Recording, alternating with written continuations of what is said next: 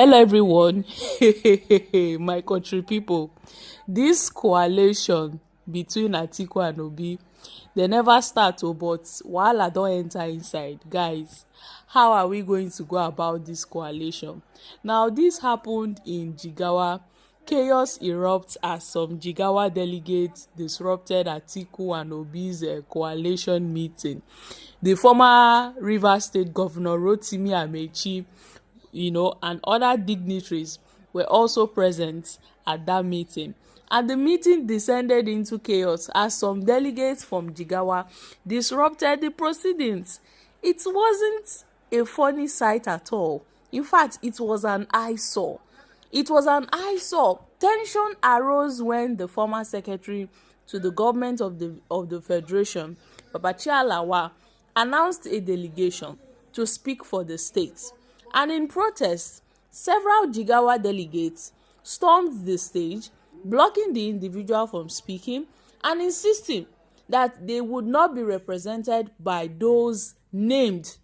And as the confrontation escalated, security personnel, including members of the Nigerian police, the DSS, some private guards, quickly formed a protective barrier around key figures like Atiku, Amaechi, and Obi and others. Although calm was restored after several minutes of appeal, as Mustapha Lamido, the son of the former Jigawa State Governor, Sule Lamido, along with other delegates, was chosen to speak on behalf of the state.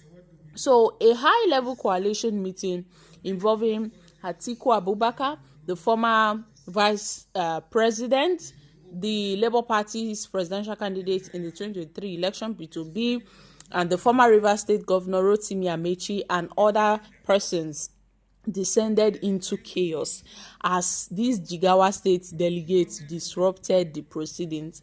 And the coalition meeting was held at the Abuja Continental Hotel.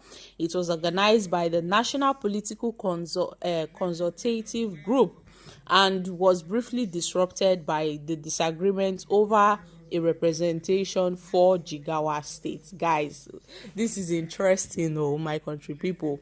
There's a saying, we agree to disagree. This looks planned to me. I feel that this particular incident looks planned. It's more like, Tinubu actually sent his own delegates to go and scatter the meeting. I know what I'm saying. Coalition never starts.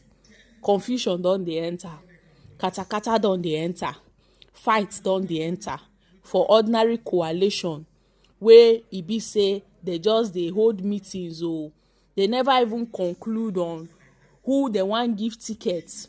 Guys, I hope this coalition goes well because Nigerians are really looking towards this coalition, because this coalition is going to stand as a strong opposition against Tinubu in 2027. Because as it stands now, there are no opposition political party that can stand against Tinubu in the next election. It is only this coalition. Guys, make una come shook mouth for this matter. Everywhere don scatter.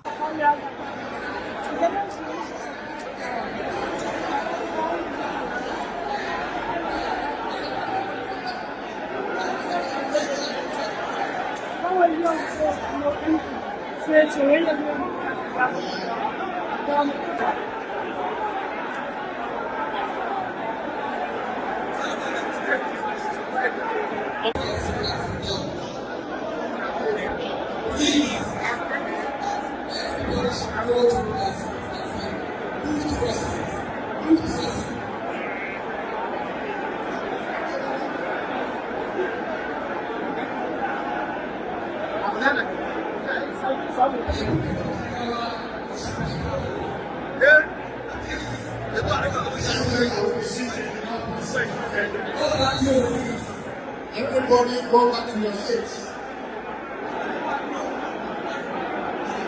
We will proceed until the matter is sorted out. Manner. And believe me, within few weeks or months, they put it down. By the time we left, it was down. really started. But after we left, it resurfaced. Again, I read in the United Nations report that Nigeria was terribly under-policed.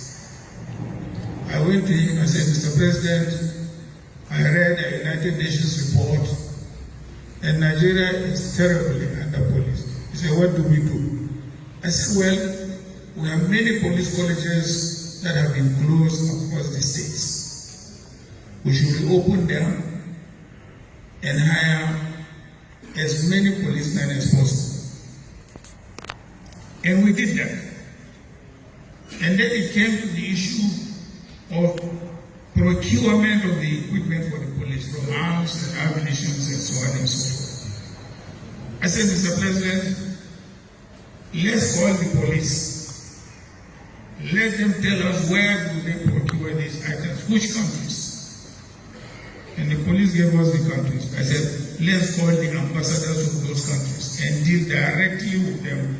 Let them produce those equipment we need within a record time, which they did. We didn't go through contract system because contract procedure was cumbersome. This was how we left. We still have a deficit. Today, we have 340,000 policemen in a population of 240 million. Tell me how they can police you effectively. In my local government, we don't have more than 15 policemen. We don't have more than 15. And most local governments are like that.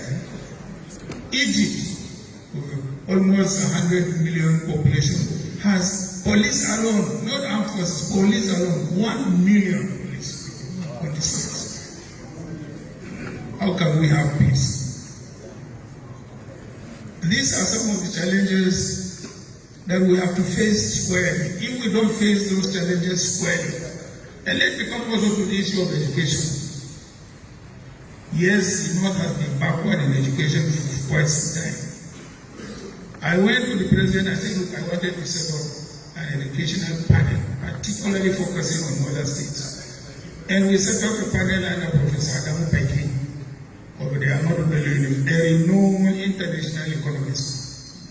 And he came out with a blueprint, which I invited all the governors from the northern states in Kaduna and handed over those blueprints for implementation. Not only that, we passed UPE, Universal Basic Education, compulsory, and we made education compulsory for every Nigerian child from primary up to secondary school, compulsory free. We impose education tax, we collect this tax, we pass this tax to the states.